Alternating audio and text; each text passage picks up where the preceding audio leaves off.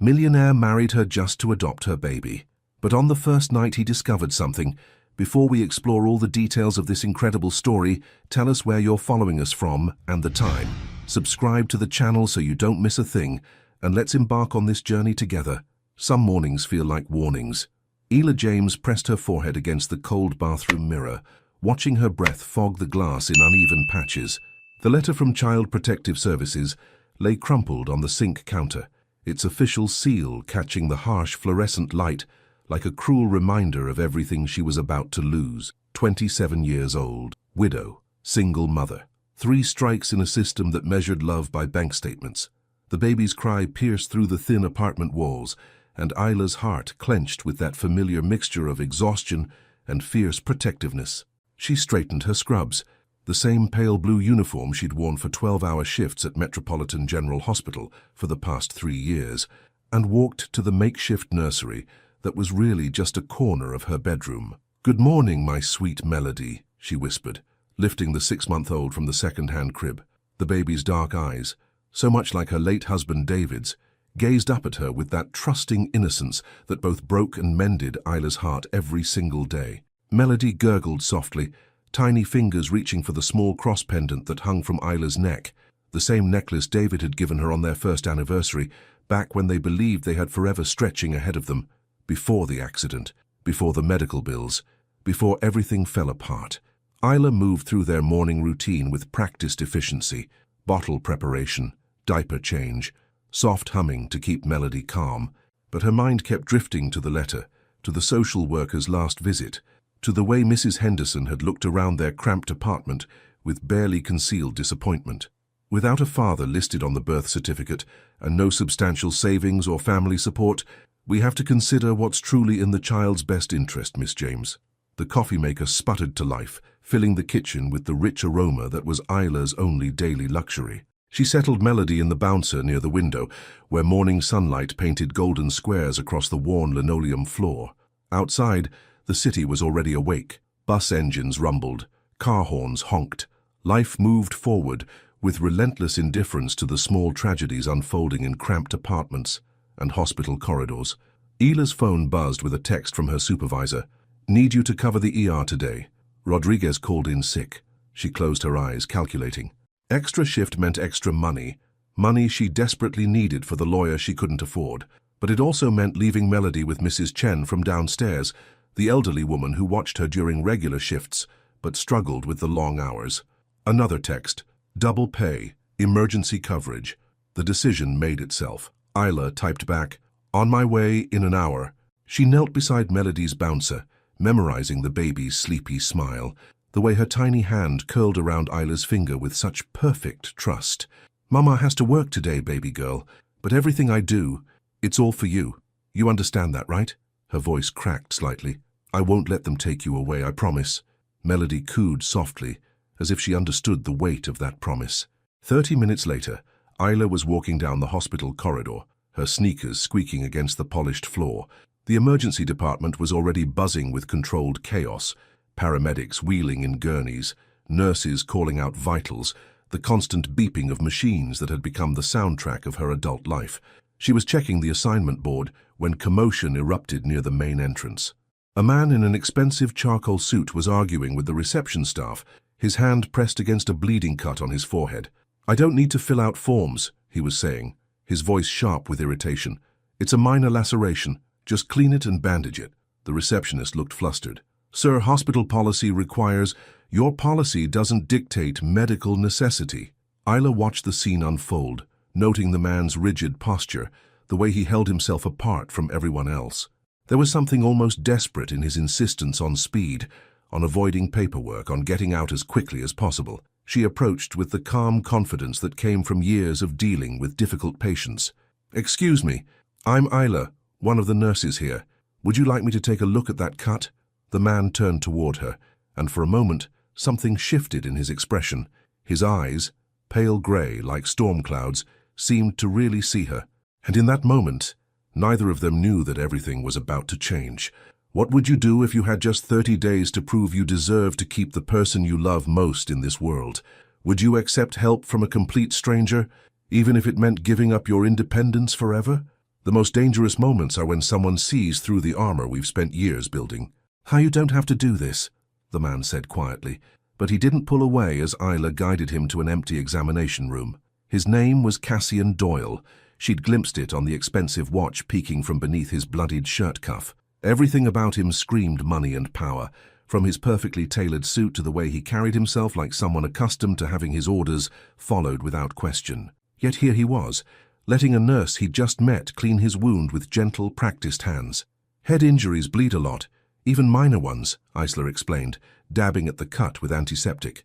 "You're lucky it's not deeper." She paused, studying his face. "What happened?" Cassian's jaw tightened almost imperceptibly. "Walked into a glass door. Distracted." It was a lie. Isla had seen enough domestic violence cases to recognize the defensive way his shoulders tensed, the careful distance he maintained, even while sitting still. But she also recognized something else, the exhaustion that came from holding up walls that had grown too heavy to carry. "Distracted by work?" she asked gently, applying a butterfly bandage with steady fingers. "Something like that." His grey eyes met hers briefly, before darting away. "You're good at this." 3 years of practice. She stepped back, examining her work. "All done. Try to keep it dry for the next 24 hours. Cassian stood, reaching for his wallet. "What do I owe?" "Nothing. Hospital policy for emergency first aid." Isla began cleaning up the supplies, then hesitated. Something in his expression made her add, "Are you okay? I mean beyond the cut." The question hung in the air between them. For a moment, Cassian's carefully constructed composure cracked, revealing something raw and unguarded beneath. "Are any of us?" he asked softly. Before Isla could respond, her phone buzzed urgently. Mrs. Chen's number flashed on the screen, and her heart immediately began racing. "Excuse me, I need to," she answered quickly. "Mrs. Chen, is everything okay?" The elderly woman's worried voice crackled through the phone. "Isla, dear, the baby. She won't stop crying. I've tried everything. Feeding, rocking, changing. She's burning up with fever." The world tilted. Isla gripped the edge of the examination table, her medical training warring with maternal panic. "How high is her temperature?" "The thermometer says 102. Should I call?" "I'm coming home right now," Isla interrupted, already grabbing her purse. "Keep her cool with a damp washcloth, but don't put her in cold water. I'll be there in 15 minutes. She ended the call, her hands shaking as she shoved the phone into her pocket. Melody, her baby, sick and scared, and, "Is everything all right?" Isla had forgotten Cassian was still there. She looked up to find him watching her with genuine concern, his earlier guardedness replaced by something that looked almost like recognition. "My daughter," she managed, her voice tight. "She's sick. I need to—" She stopped, realizing she was explaining herself to a complete stranger. "I'm sorry. I have to go." She turned toward the door, but Cassian's voice stopped her. "How old?" "What? Your daughter. How old is she?" Isla blinked, thrown by the unexpected question. 6 months. Why? My car is outside. I'll drive you." The offer hit her like a physical blow. In her 3 years of single motherhood, then widowhood, then desperate struggle to keep her head above water, no one had ever just disoffered, not without expecting something in return. "I can't. You don't even know me. You just spent 20 minutes taking care of someone you didn't know either," Cassian pointed out quietly. He was already moving toward the door, his movements decisive. Fever in infants can spike quickly. Every minute matters. Isla's practical side warred with her protective instincts. Accept help from a stranger? Let him into her chaotic, desperate world? But Melody's face flashed in her mind, those trusting dark eyes, that perfect little hand curled around her finger. "Okay," she whispered. 5 minutes later, she was sitting in the passenger seat of a sleek black sedan that probably cost more than she made in 2 years. Cassian drove with the same precise control he seemed to apply to everything else, but she caught him glancing at her worried face every few seconds. "She'll be fine," he said suddenly. "Babies are tougher than they look. Do you have children?" The question slipped out before she could stop it. His hands tightened on the steering wheel. "No." Something in that single word made Isla look at him more carefully. There was pain there, carefully buried, but not quite hidden. They pulled up outside her apartment building, and Isla was already opening the door before the car fully stopped. "Thank you," she called over her shoulder, running toward the entrance. She didn't see Cassian sit in his car for a long moment afterward, staring up at the modest building where a young mother was racing to comfort her sick child. And she didn't see the way his carefully constructed walls began to crack, one small fissure at a time. Sometimes salvation comes wearing a stranger's face. Melody's fever broke at 3:47 a.m. Isla had been awake for 36 hours straight, alternating between cool washcloths and gentle rocking, whispering prayers and lullabies until her voice grew hoarse. When the baby's temperature finally dropped to normal and her breathing settled into the peaceful rhythm of healthy sleep, Isla collapsed onto her couch and cried. Relief, exhaustion, and underneath it all, a bone-deep fear that never really went away. The knock on her door came at 7:15 a.m., just as she was warming a bottle for Melody's morning feeding. Through the peephole, she saw a woman in a crisp navy suit holding a clipboard, the universal uniform of bureaucratic doom. "Miss James, I'm Beverly Hartwell from Child Protective Services. We need to talk." Isla's hands trembled as she unlocked the door. Melody balanced on her hip. The baby gurgled happily, completely unaware that her entire future might be decided in the next hour. Ms. Hartwell stepped inside, her sharp eyes immediately cataloguing every detail: the mismatched furniture, the stack of unpaid bills on the kitchen counter, the single bedroom that served as both nursery and master suite. "I apologize for the early hour," Ms. Hartwell said, though her tone suggested she wasn't sorry at all. "But we've received concerning reports about your living situation." "What kind of reports?" Isla asked, though she already knew. The thin walls, the crying baby at all hours, the neighbors who complained to the landlord about everything from cooking smells to footsteps, multiple noise complaints, concern about a child being left unattended. "I never leave her alone," Isla interrupted fiercely. "Mrs. Chen watches her when I work. She's a retired teacher. She's wonderful with children." "Mrs. Chen is 83 years old with failing eyesight," Ms. Hartwell cut her off. "Hardly suitable childcare for an infant." Each word hit like a physical blow. Isla adjusted her grip on Melody, who was starting to fuss at the tension in the room. "I work 12-hour shifts at the hospital to support us both," Isla said quietly. "I'm doing everything I can." "Are you?" Ms. Hartwell made notes on her clipboard. "Because what I see is a single mother with no family support, unstable income, inadequate housing, and childcare provided by someone who can barely care for herself." The room felt like it was shrinking. Isla sat down heavily in her second-hand armchair, Melody still fussing in her arms. "What do you want me to do?" she whispered. Ms. Hartwell's expression softened slightly, or maybe Isla just imagined it. "There are excellent families looking to adopt, Miss James. Stable, two-parent homes with financial security. Your daughter deserves—" "Don't." The word came out sharper than Isla intended. "Don't tell me what my daughter deserves. I know exactly what she deserves. Love, attention, someone who would die before letting anything happen to her. I give her that every single day. Love isn't enough, Miss James. Children need stability, security, a future." After Miss Hartwell left, with a promise to return in 1 week for a comprehensive evaluation, Isla sat in her quiet apartment, holding Melody close and staring at the official papers scattered on her coffee table. Temporary custody review, financial assessment required, character references needed. Prove your worthiness to love your own child. Her phone buzzed with a text from her supervisor. "Can't give you any more overtime this month. Budget cuts."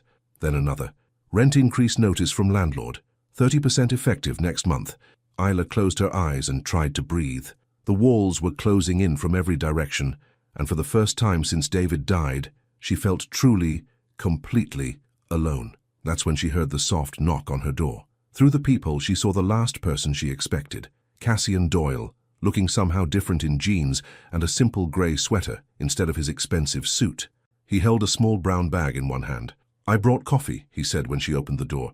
"The good kind, from that place on 5th Street. Isla stared at him, too emotionally drained to even question why he was there. "How did you find my address?" "Hospital employee directory," he admitted.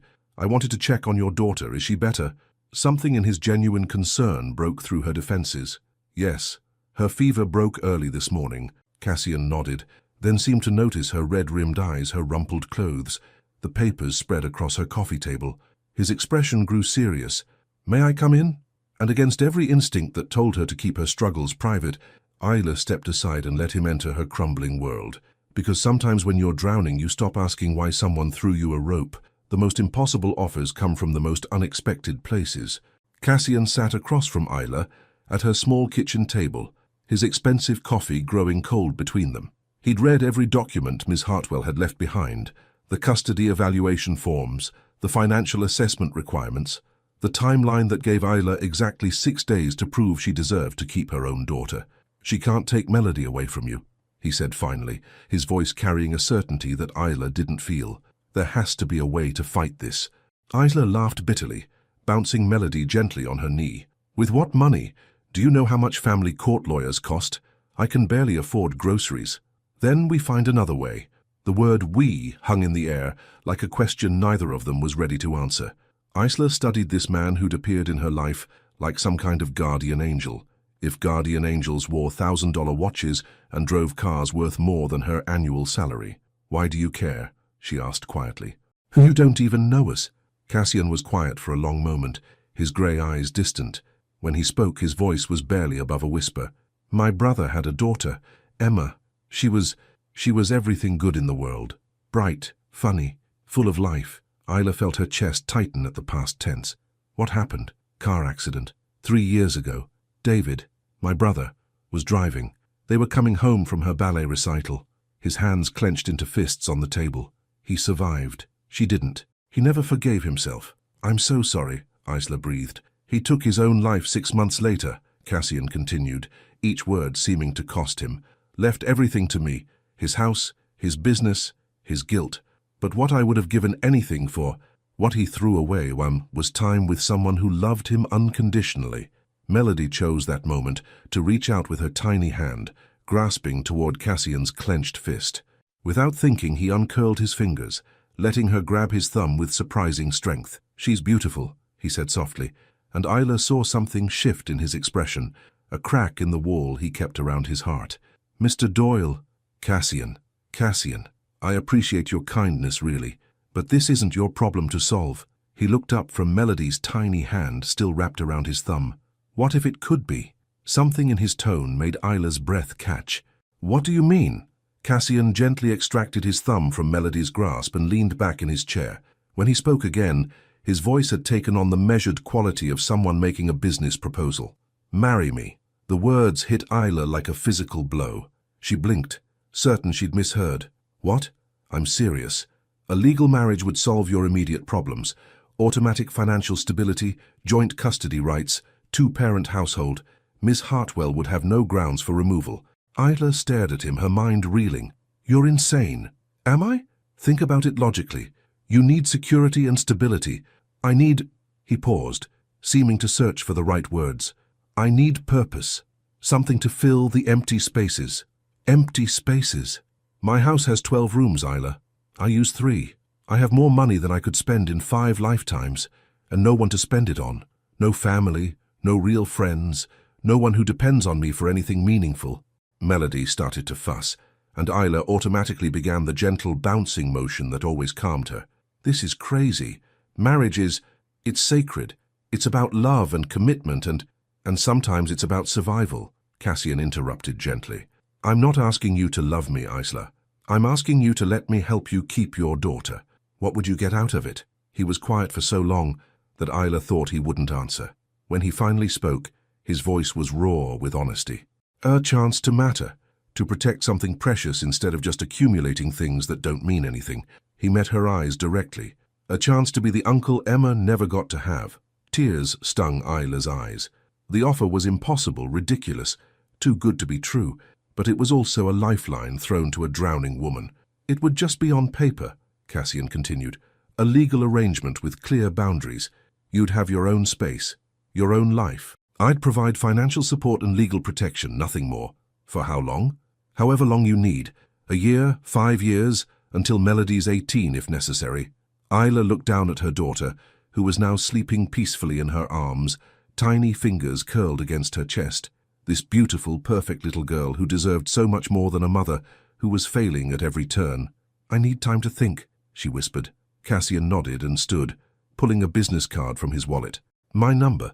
Call me when you decide." He was almost to the door when Isla's voice stopped him. "Why me? If you want to help someone, there are thousands of children in the system who need—" "Because you reminded me what it looks like when someone fights for love instead of giving up on it." And as the door closed behind him, Isla realized that sometimes the most dangerous propositions are the ones that sound like salvation. Some decisions change everything, even when they're supposed to change nothing. Isla called him at 11:43 p.m. on a Tuesday. Cassian had been sitting in his home office, staring at quarterly reports that meant nothing, when his phone rang. He recognized her number immediately. He'd been checking his phone every few minutes for 3 days, though he'd never admit it. "I'll do it," she said without preamble, her voice steady despite the late hour. "But I have conditions." "Name them." "This stays strictly business. No expectations. We live separate lives under the same roof until this is over." "Agreed. And when Melody is old enough, when she's safe from the system, we end this. Clean break. No complications." Cassian felt an unexpected tightness in his chest at those words, but his voice remained level. "Of course." "One more thing," Isla continued, and now he could hear the vulnerability she was trying to hide. "I need to know you won't change your mind. That 6 months from now you won't decide this was a mistake and leave us worse off than we started." The question hung between them, heavy with the weight of all the ways she'd been let down before. Cassian closed his eyes, thinking of David, of Emma, of all the promises that had been broken and all the chances that had been lost. "I give you my word, Isla. I won't leave." 2 days later, they stood in the sterile courthouse hallway, Melody sleeping peacefully in her carrier, while strangers hurried past with their own legal dramas. Isla wore a simple navy dress she'd borrowed from her neighbor, and Cassian had traded his usual suit for dark jeans and a white button-down that made him look younger, less intimidating. "You ready for this?" he asked quietly, adjusting his grip on the diaper bag he'd insisted on carrying. Isla looked down at Melody, then back at him. "Are we ever ready for the things that matter most?" The ceremony lasted exactly 4 minutes. No flowers, no music, no family cheering from the sidelines. Just 2 people signing papers, while a bored clerk rattled off legal obligations, and a baby slept through the moment that would change all their lives. "You may kiss the bride," the clerk said automatically, then looked up to see Cassian and Isla, standing a careful 3 feet apart. "We're good," Cassian said quickly, and Isla felt an unexpected flutter of something that might have been disappointment. An hour later, they sat in Cassian's lawyer's office while Mr. Patterson explained the prenuptial agreement with the enthusiasm of someone discussing tax codes. "This protects both parties," he was saying, sliding papers across the mahogany desk. "Mr. Doyle's assets remain separate, as do yours, Mrs." He paused, glancing at the marriage certificate. "Mrs. Doyle." Isla started at the sound of her new name, Mrs. Doyle. It felt foreign on her tongue, like wearing someone else's clothes.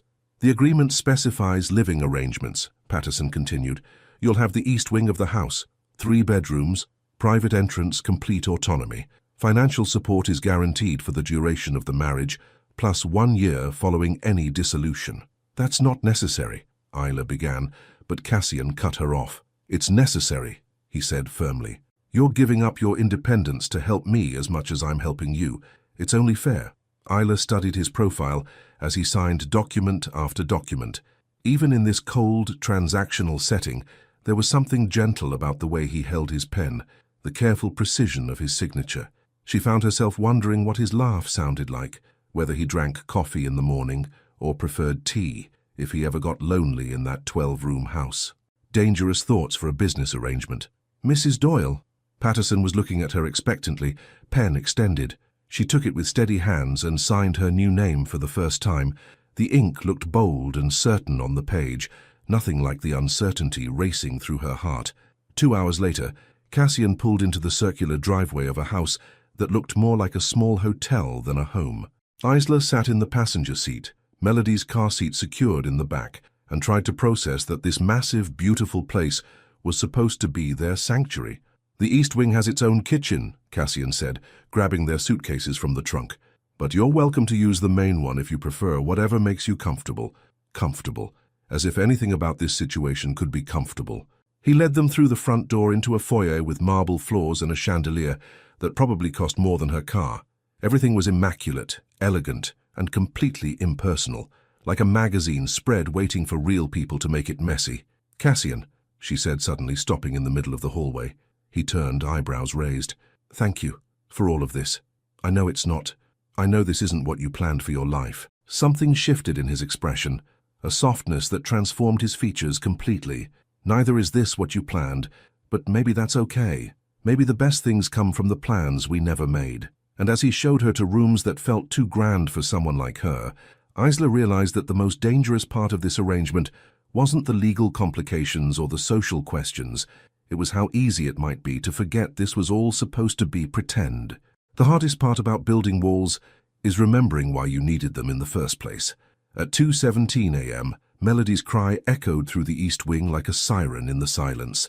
Isla shot up from the king-sized bed that still felt foreign beneath her, her maternal instincts overriding the disorientation of waking in a room larger than her entire former apartment. She padded barefoot across marble floors that were cold against her skin. Following the sound to the nursery, Cassian had somehow arranged to be fully equipped within hours of their arrival. The room was perfect. Soft yellow walls, a crib that looked like it belonged in a palace, a rocking chair positioned near windows that overlooked gardens she hadn't had time to explore. But perfection couldn't soothe a teething baby at 2 in the morning. "Shh, sweetheart," Isla whispered, lifting Melody from the crib. I know. Everything's different now, isn't it?" She settled into the rocking chair, trying to find the rhythm that usually calmed her daughter. But Melody continued to fuss, her little face red with frustration and confusion. New smells, new sounds, new everything. Even babies could sense when their world had been turned upside down. Isla tried feeding, tried changing, tried every lullaby she knew. Nothing worked. Melody's cries grew louder, more desperate, and Isla felt that familiar panic rising in her chest. What if the neighbors complained? What if... She stopped. There were no close neighbors here, no thin walls, no Mrs. Henderson from 3B banging on the ceiling with a broomstick, just space and silence, and the freedom to be a mother without apology. The realization should have been comforting, but instead it made her feel more alone than ever. "It's okay," she murmured, though she wasn't sure if she was talking to Melody or herself. "We're safe here, we're going to be fine." A soft knock on the nursery door made her freeze. Through the crack, she could see a sliver of light from the hallway. "Isla, is everything all right?" Cassian's voice was gentle, concerned. "I'm sorry," she called back, still rocking frantically. "I know it's late. She's just having trouble adjusting. May I come in?" Isla hesitated. This was their first night, their first test of the boundaries they'd so carefully established. But Melody let out another wail, and Isla's resolve crumbled. "Yes." Cassian entered wearing pajama pants and a simple t-shirt, his hair mussed from sleep. He looked younger like this, more human somehow. In his hands he carried a steaming mug. "Chamomile tea," he explained quietly. "My grandmother's recipe. She swore it could calm anything from colicky babies to nervous horses." "I don't think—" "Not for her," he said, offering the mug to Isla. "For you. Babies can sense stress. If you're calm, she'll follow." Isla accepted the tea gratefully, inhaling the soothing lavender scent. The warmth spread through her hands, then her chest, and gradually she felt her shoulders begin to relax. "Better?" Cassian asked. "How did you know—" "You get this little line between your eyebrows when you're worried," he said, then seemed to realize how closely he'd been observing her. "I mean, I noticed earlier when the social worker was here." They fell into comfortable silence, Isla sipping tea while continuing to rock. Slowly, miraculously, Melody's cries began to subside. "She's beautiful," Cassian said softly, taking a step closer. "How old did you say she was?" 6 months next week." Isla glanced up at him. "Do you want to—" The question hung unfinished, but Cassian understood. He moved carefully, like someone approaching a skittish animal, and gently reached out to stroke Melody's tiny hand. "Hello, little one," he whispered. "I'm sorry your first night here was so confusing." As if she understood, Melody's eyes fluttered open, focusing on Cassian's face with that peculiar intensity babies sometimes displayed. Her crying stopped completely. "She likes you," Isla observed, surprised. "Emma used to look at me like that," Cassian said, his voice thick with memory. "Like she was trying to figure out if I was worth her time." "And what did she decide?" A smile ghosted across his features. "That I made excellent pancakes, but terrible dinosaur noises." Isla laughed softly, the first genuine laugh she'd had in weeks. "Important qualifications. The most important." They stood there in the soft glow of the nursery lamp, 3 people who'd been strangers 48 hours ago, now connected by something neither Cassian nor Isla could quite name. Melody had fallen asleep in Isla's arms, her breathing deep and peaceful. "I should put her down," Isla whispered. "Let me," Cassian offered, and before Isla could object, he was carefully lifting Melody from her arms. He moved with surprising confidence, supporting her head properly, murmuring soft reassurances as he lowered her into the crib. Melody didn't even stir. "Natural talent," Isla said, impressed. Lots of practice with Emma, he replied, then paused. It feels good to hold a baby again. I didn't realize how much I missed it. They stood side by side, watching Melody sleep, and Isla became acutely aware of Cassian's presence beside her. The warmth radiating from his skin, the steady rhythm of his breathing, the way he smelled like cedar and something indefinably comforting. I should let you get back to sleep, she said, stepping away before the moment could become something more than it should be. Isla, she turned back. If she has trouble again, don't hesitate to wake me, I mean it. This isn't your responsibility. Yes, he said firmly, his grey eyes holding hers. It is. And as Isla watched him disappear into the hallway, she realized that the most dangerous thing about their arrangement wasn't the legal complications or the social pretense. It was how quickly she was beginning to forget that this wasn't supposed to feel real. The most profound changes happen in the spaces between ordinary moments. 3 weeks into their arrangement, Isla discovered that Cassian Doyle made his coffee at exactly 5:47 a.m. every morning. She knew this because Melody had developed an internal clock that woke her at 5:45 sharp, and during those quiet pre-dawn feedings, Isla could hear the distant sounds of the coffee machine humming to life in the main kitchen. It became an odd comfort, knowing she wasn't alone in the enormous house, that someone else was awake and moving through their own morning rituals. On Thursday morning, she decided to break her own unspoken rule about staying in the East Wing. She found Cassian standing at the kitchen island, scrolling through emails on his phone, while steam rose from a mug that looked tiny in his large hands. He'd already dressed for work, charcoal suit, silver tie, the armor of a successful businessman, but his hair was still slightly mussed, and there was something vulnerable about catching him in this in-between moment. "Good morning," she said softly, not wanting to startle him.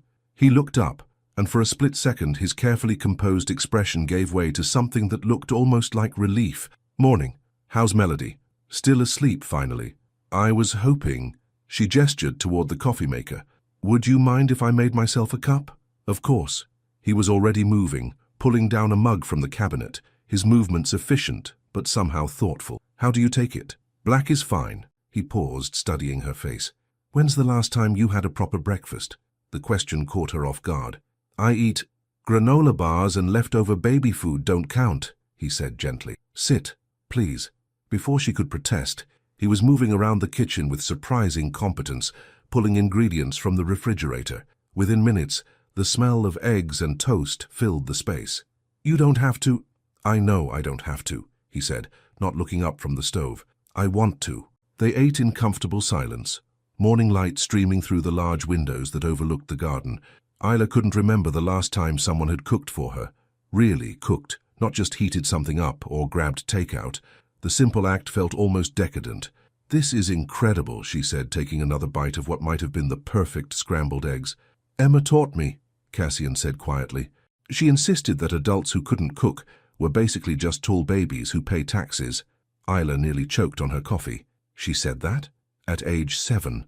His smile was soft, tinged with the particular sadness that came with good memories of someone who was gone. "She was precocious." "She sounds amazing." She was. He was quiet for a moment, then seemed to shake himself back to the present. "What about you? Any siblings?" "No, just me. My parents died when I was 19. Car accident." "That's how I met David, actually. He was the paramedic who responded to the call." Cassian's fork paused halfway to his mouth. "I'm sorry, that must have been devastating," Isla finished. "But David, he checked on me afterward, made sure I was okay, helped me with the paperwork, the funeral arrangements. He was this incredibly kind man who saw someone falling apart and decided to catch her. And you fell in love, eventually. It took me a long time to trust that kind of goodness was real." She looked down at her plate. "Turns out it was real, just not permanent." The silence that followed wasn't uncomfortable, but it was heavy with shared understanding. Two people who'd learned that love didn't guarantee forever, that loss could reshape you in ways you never expected. Cassian's phone buzzed against the counter. He glanced at it, then at the clock on the microwave. "I should go," he said, standing. "Conference call with Tokyo in 20 minutes. "Of course." He was gathering his things when Melody's cry echoed from the East Wing. Isla started to rise, but Cassian was already moving. "Finish your breakfast," he said. "I'll check on her." "Cassian!" "You don't—" But he was already gone, his dress shoes clicking across the marble floors with purpose. 5 minutes later, the crying stopped. Isla found Cassian in the nursery. Melody contentedly settled in his arms, while he spoke to her in the kind of gentle, nonsensical tone that babies seem to understand perfectly. "She just wanted someone to talk to," he said, noticing Isla in the doorway. "I was telling her about the quarterly reports I have to review today.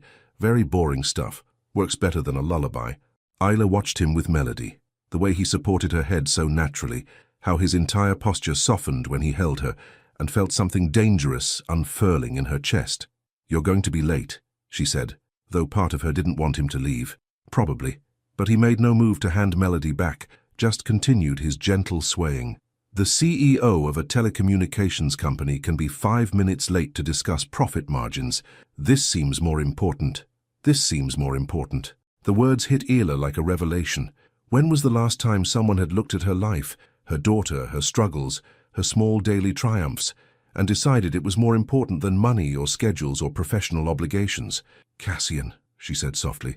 He looked up from Melody's face. "Thank you. For breakfast. For all of this." Something shifted in his expression, a warmth that transformed his features completely.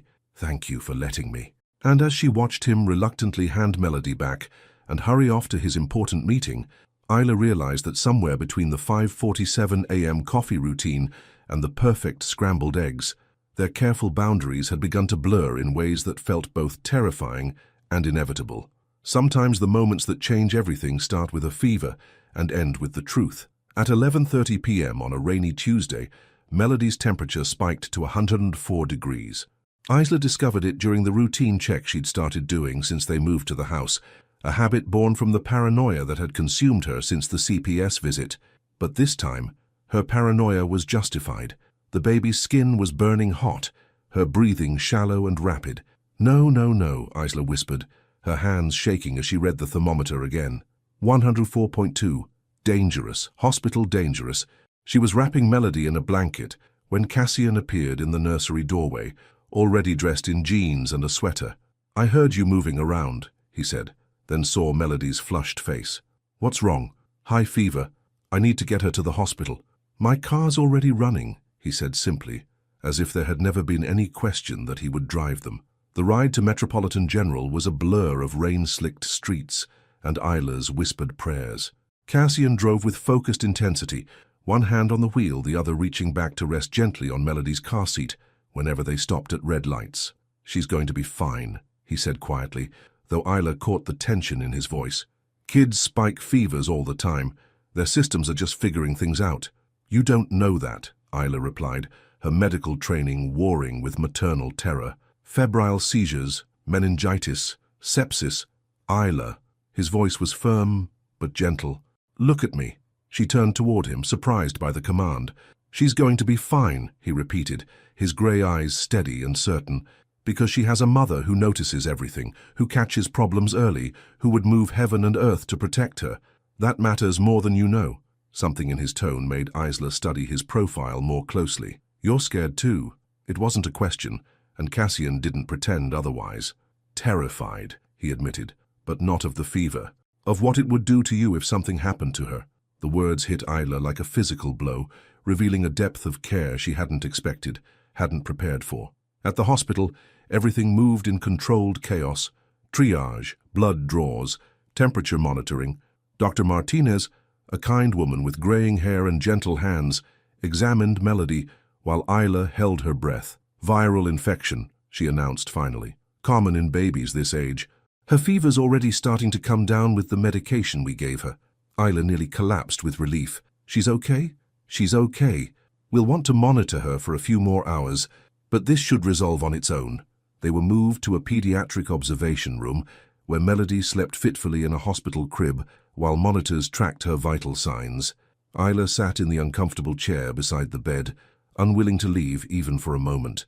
Cassian had been pacing the small room for the past hour, checking his phone, running his hands through his hair, radiating restless energy. "You don't have to stay," Isla said quietly. "It's past midnight. You have work tomorrow." He stopped pacing and looked at her as if she'd said something incomprehensible. "You think I'm leaving? This isn't your responsibility." "Stop." The word came out sharper than he'd intended. He sat down heavily in the second chair, close enough that their knees almost touched. "Stop saying that. Stop acting like this is some business transaction where I can just check out when things get complicated. Isla stared at him, seeing something raw and unguarded in his expression. When David called me 3 years ago, Cassian continued, his voice low and intense, when he told me about the accident, do you know what I was doing? I was in a board meeting, discussing market penetration strategies for the fourth quarter. Cassian, I told him I'd call him back. I said I was busy, that whatever it was could wait until after my meeting. His hands clenched into fists. My brother was calling to tell me his daughter was dead, and I told him I was too busy to talk. The words hung in the air between them, heavy with 3 years of guilt and regret. That's not your fault, Isla whispered. Isn't it? He looked up, his eyes bright with unshed tears. I spent my whole life choosing work over family, money over people, success over love, and when it mattered most, when my family needed me, I wasn't there. You're here now, because I can't lose someone else, he said, the admission torn from somewhere deep inside him. Because watching you love that little girl so fiercely, seeing you fight for her every single day, it reminds me what matters, what I should have been fighting for all along. Isla felt tears slip down her cheeks. This was supposed to be fake, Cassian. A contract, protection for Melody and purpose for you. I know, he said softly. But somewhere between 5:47 a.m. coffee and scrambled eggs and watching you rock her to sleep every night, I stopped pretending this was just about helping you keep your daughter. What are you saying? He reached out slowly, carefully, and took her hand in both of his. I'm saying I love her, Isla. I love watching her discover her toes and the way she laughs when I make ridiculous faces. I love how she grabs my thumb and holds on like she trusts me completely. Isla's breath caught.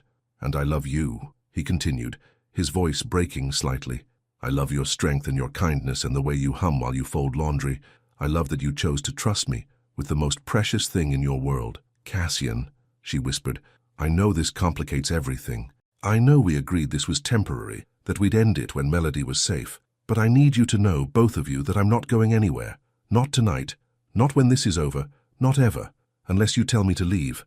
And as Melody's steady breathing filled the silence between them, Isla realized that the most terrifying question wasn't whether their arrangement had become real. It was whether she was brave enough to admit she wanted it to be. The most important words are often the ones we're most afraid to say. Isla didn't answer him that night.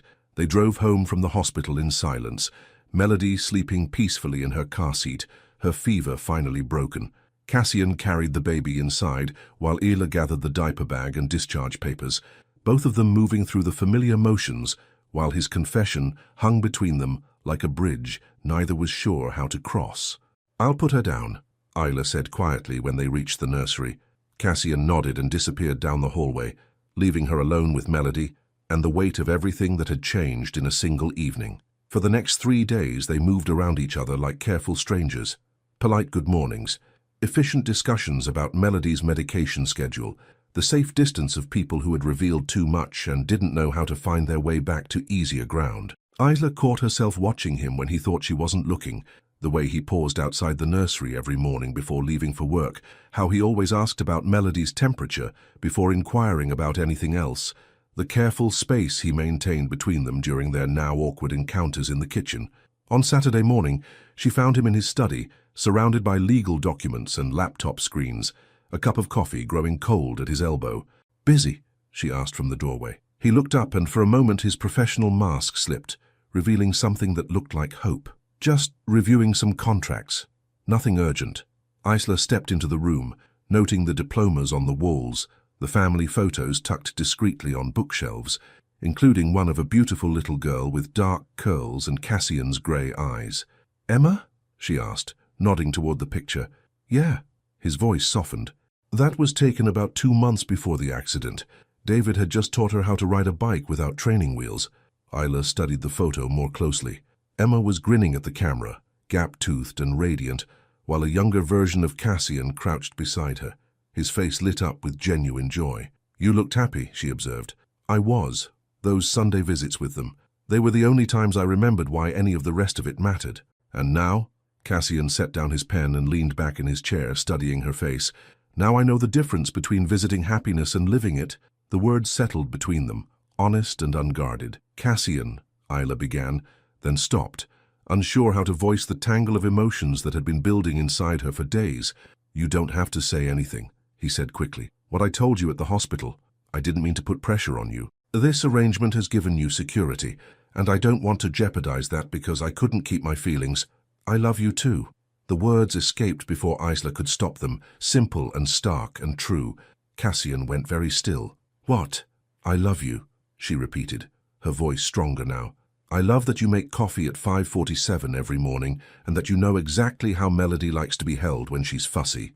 I love that you stayed awake all night researching baby fevers on your phone while I slept in that hospital chair. Isla, I love that you see my strength instead of my struggles, that you made me feel like I deserve to be protected instead of just grateful for scraps. Tears were streaming down her face now, but her voice remained steady. And I love that when you hold my daughter, you look at her like she's the most precious thing in the world. Cassian stood slowly, as if sudden movements might break the spell of her words. But, Isla continued, and he froze halfway around the desk. But I'm scared, she admitted. David loved me, and I lost him. Melody's father promised forever, then disappeared before she was even born. Everyone I've ever trusted to stay leaves. I'm not them, Cassian said quietly. I know. In my head, I know that. But my heart, she pressed her hand to her chest. My heart is terrified of believing in this, of letting myself want something this good only to watch it disappear. Cassian moved closer, stopping just within arm's reach. What can I do? How can I prove that this is real, that I'm not going anywhere? Isla looked up at him, this man who had appeared in her life like an answered prayer, who had offered her everything while asking for nothing, who had somehow become both her anchor and her safe harbor. Time, she said simply. Give me time to believe that someone like you could really choose someone like me, not out of obligation or charity or guilt about the past, but because I love you, he finished. Because you and Melody have given my life meaning I didn't know I was missing. Because when I imagine my future now, I can't picture it without both of you in it.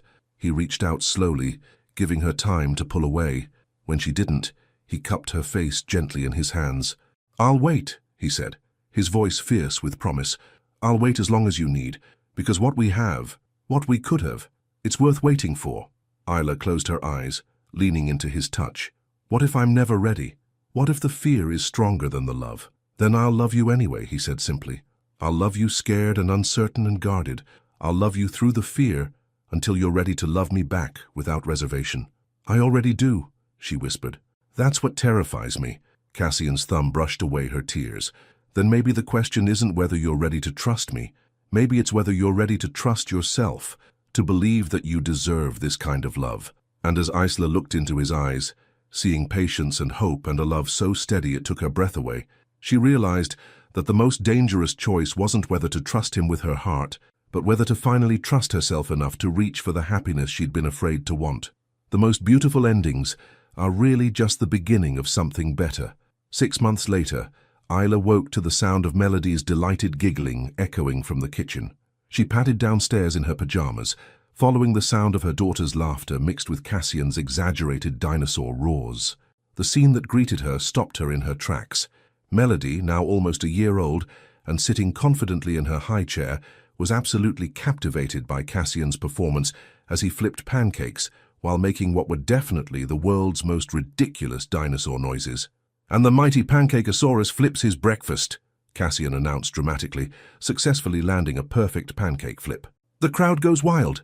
Melody clapped her chubby hands and squealed with delight, reaching for him with the unquestioning trust of a child who had never known anything but love and safety. Good morning, Isla said softly, leaning against the doorframe. Cassian turned, his face lighting up at the sight of her.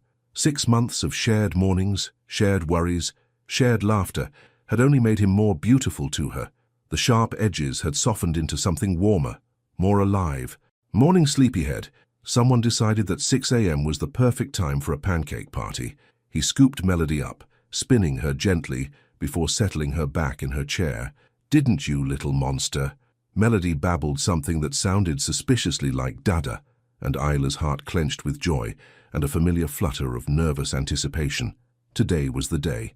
As if reading her thoughts, Cassian moved closer, pressing a gentle kiss to her temple. You ready for this? Isla looked around the kitchen that had become the heart of their home. Melody's toys scattered across the floor, coffee rings on the marble counters from their early morning conversations, family photos magneted to the refrigerator, Emma's picture now joined by dozens of snapshots of Melody's first steps, first tooth, first birthday. "I'm terrified," she admitted honestly. "Good terrified or bad terrified?" She considered this seriously. Good terrified, like standing at the edge of something beautiful and knowing your life is about to change forever. "It already has," Cassian said quietly. "This just makes it official." 2 hours later, they stood in the same courthouse where they'd signed their marriage contract 10 months ago.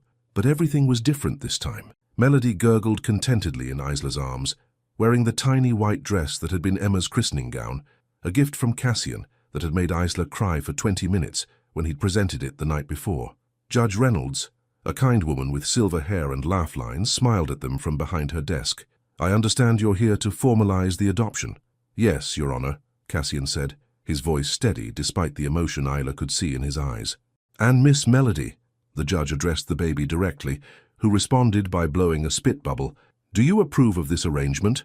Melody reached immediately for Cassian, who gathered her into his arms with the practiced ease of someone who had been her father in every way that mattered long before the law recognized it. "I think that's a yes," Judge Reynolds chuckled. "Mr. Doyle, do you promise to love, protect, and provide for Melody James as your own daughter, for as long as you both shall live?" "I do," Cassian said, his voice thick with emotion. "I promise to be the father she deserves, to support her dreams, to teach her that she's worthy of love and capable of anything. I promise to love her mother with everything I have, and to build a home where they both feel safe and cherished." Judge Reynolds turned to Isla. "And Mrs. Doyle, do you consent to this adoption?" "I do," Isla whispered, tears streaming down her face. "With all my heart. Then by the power vested in me by the state, I hereby declare this adoption final and binding. Congratulations. You are now legally and officially a family." The words hit Isla like a wave of pure joy. Family. Official and real and permanent. Cassian pulled her close. Melody nestled between them, and for a moment they just stood there. Three people who had found each other through desperation and legal documents, now bound together by something much stronger than contracts or convenience. "There's one more thing," Cassian said quietly, stepping back slightly. Before Isla could ask what he meant, he was lowering himself to one knee, pulling a small velvet box from his pocket, while still holding Melody with his other arm. "Cassian," Isla breathed. "I know we're already married," he said, his voice shaking slightly, "but that was a contract, a business arrangement to protect what we both loved most. This," he opened the box, revealing a simple, perfect diamond ring. "This is a promise, a choice, a beginning." Melody grabbed for the shiny ring, and Cassian laughed, adjusting his grip on both the baby and the box. "Isla James Doyle," he continued, "will you marry me? Not because you need protection or I need purpose, but because we choose each other, because we want to build a life together, raise our daughter together, grow old together." Isla looked down at this man who had become her anchor, her safe harbor, her home. 6 months ago, she'd been terrified to trust herself enough to believe in this kind of love. Now, looking at their daughter's happy face and Cassian's patient, hopeful expression, she realized that fear had transformed into something else entirely. Courage. "Yes," she said, her voice clear and certain. "Yes, I'll marry you. For real this time. For love." As Cassian slipped the ring onto her finger, a perfect fit, just like everything else about their impossible, beautiful life, Melody clapped her hands and babbled something that sounded remarkably like, "Mama, Dada." "Did she just—" Isla started. "Her first real words," Cassian said wonderingly. "Mama and Dada. She knows," Isla whispered, gathering both of them into her arms. "She knows we're really a family now." Outside the courthouse, as they walked toward their car with Melody babbling happily between them, Cassian stopped suddenly. "What is it?" Isla asked. He looked back at the building where their journey had begun with desperate paperwork and careful contracts, then at the woman and child who had taught him what home really meant. "I was just thinking," he said softly, "about how the best things in life start with the courage to say yes to something that terrifies you."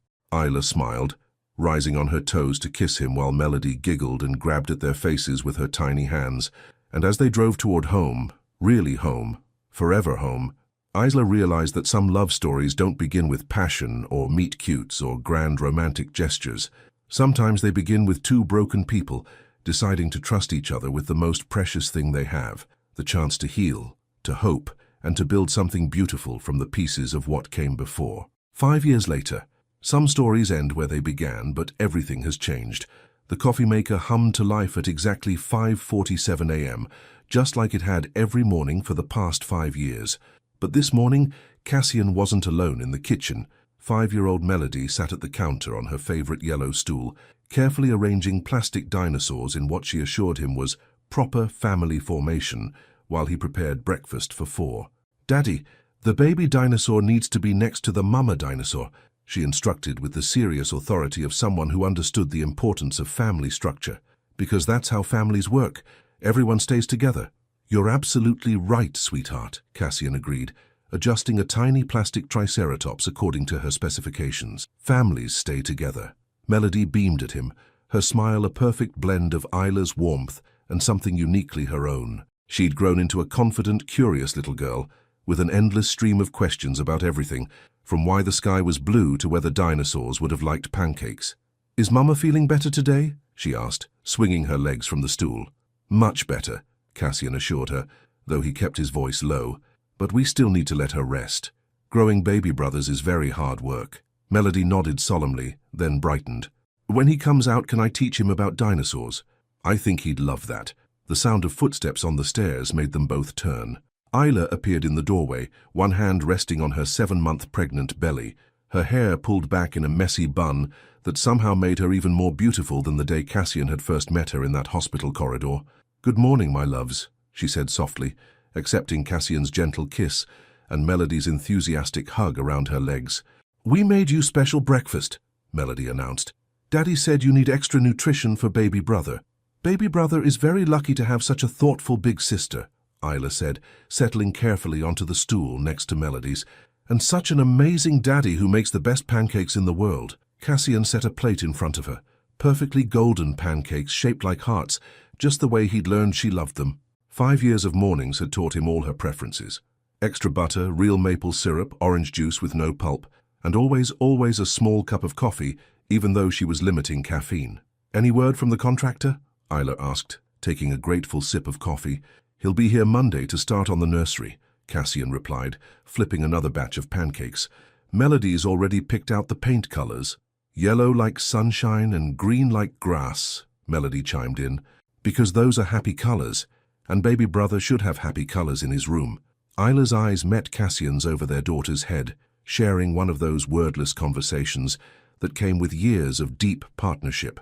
They'd learned each other's languages, the way his jaw tightened when he was worried about work, how her fingers traced patterns on the table when she was thinking deeply, the particular tone Melody used when she was about to ask for something she wasn't sure she was allowed to have. "Speaking of baby brother," Isla said carefully, "Dr. Martinez wants to schedule another ultrasound next week, just to check on everything."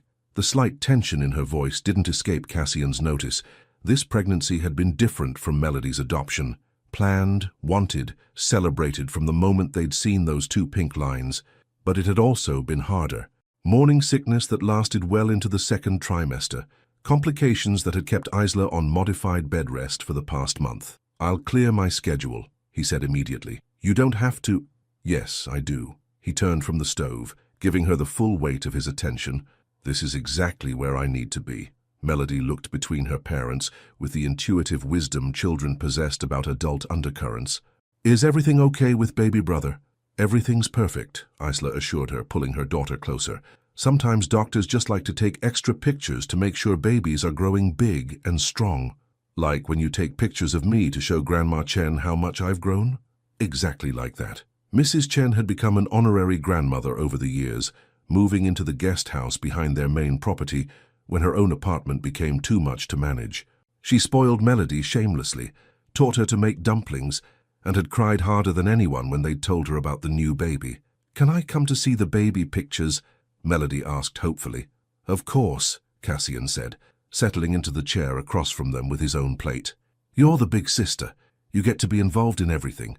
As they ate breakfast together, a routine so natural now that Isla could barely remember the careful distance of their first months together, sunlight streamed through the kitchen windows, illuminating the life they'd built. Melody's artwork covered the refrigerator, mixing with family photos and appointment reminders and grocery lists, written in Cassian's precise handwriting. The walls that had once seemed impossibly grand and impersonal were now covered with the beautiful chaos of family life. Scratches on the hardwood floors from years of toy cars and bicycles, height marks on the doorframe tracking Melody's growth, a house that had been transformed from a showplace into a home. "Daddy," Melody said suddenly, syrup sticky on her chin. "Remember when you used to not live with us?" Cassian paused, his fork halfway to his mouth. "I remember." "I'm glad you decided to stay forever," she said matter-of-factly, "because now we're a real family, and real families don't leave each other." Real families don't leave each other. The words hit both Cassian and Isla with the force of everything they'd overcome to get here.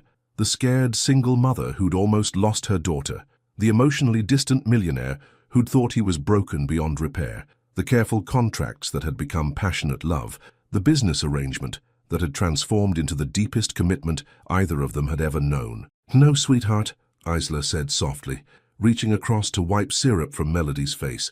"Real families never leave each other." Later, after Melody had been bundled off to kindergarten with her backpack full of dinosaur books and her lunch packed with extra love notes, Cassian and Isla stood together in what would soon become their son's nursery. Currently, it served as a storage room for Melody's outgrown toys and furniture they hadn't found homes for yet. "Yellow and green?" Cassian asked, wrapping his arms around Isla from behind, his hands settling protectively over their growing baby. "Yellow and green," she confirmed, leaning back against his chest. "She has excellent taste in happy colors." They stood in comfortable silence, both imagining how the room would look in a few months. A crib where the old desk currently sat, a rocking chair by the window, soft blankets and tiny clothes, and all the beautiful chaos that came with newborns. "Are you scared?" Cassian asked quietly. "Terrified," Isla admitted, "but good terrified. The kind that comes with wanting something so much you can't imagine your life without it, even though we already have everything we could possibly need." Isla turned in his arms, studying his face. 5 years had added some silver to his temples and laugh lines around his eyes. He looked older, but also somehow more alive than the man she'd married in that sterile courthouse. "Do you remember what you told me that night in the hospital? When Melody had that fever and you said you couldn't lose someone else?" "I remember everything about that night. You said watching me love her reminded you what mattered, what you should have been fighting for all along." She placed her hands on his chest, feeling the steady rhythm of his heartbeat. "This baby, this family we're growing, it's not about need, Cassian. It's about abundance, about having so much love that it keeps expanding to fill whatever space we give it." Cassian cupped her face gently, the same gesture he'd made in that courthouse 6 years ago when everything had seemed impossible. "I love you," he said simply. "I love the life we've built and the children we're raising and the woman you've become. I love that you still hum while you fold laundry, and that you cry at commercials, and that you make me want to be better than I ever thought I could be." "I love you too," Isla whispered. "All of you. The man who makes coffee at 5:47 and remembers every detail of our daughter's day and holds my hand during scary doctor appointments."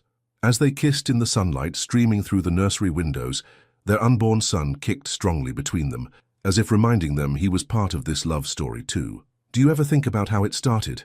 Isla asked when they broke apart. "How scared we both were." "Every day," Cassian replied. "And every day I'm grateful you were brave enough to say yes to something that terrified you." We both were. Outside they could hear the sounds of suburban life beginning its daily rhythm, neighbors leaving for work, children walking to school, the distant hum of traffic on the main road. Normal sounds of normal people living normal, beautiful lives. But inside their home, their real, chaotic, love-filled home, Cassian and Isla held each other and marveled at how the most extraordinary love stories often begin with the most ordinary needs: protection, security, someone to catch you when you fall. And as baby brother kicked again, as if celebrating the story he'd soon become part of, they realized that some fairy tales don't end with happily ever after. They end with happily ever after, and the story continues, and gets better every single day. Would you have the courage to open your heart to someone who started as a stranger but became your salvation? Have you ever experienced love that began as protection and grew into something that changed your entire world? Share your thoughts about Isla and Cassian's journey. What moment touched your heart the most? Your participation in our channel is very important. Please leave your opinion in the comments. Thank you so much for watching until the end. If you enjoyed this story, don't forget to subscribe to the channel, leave a like and comment your thoughts. Your participation is very important to us. See you next time.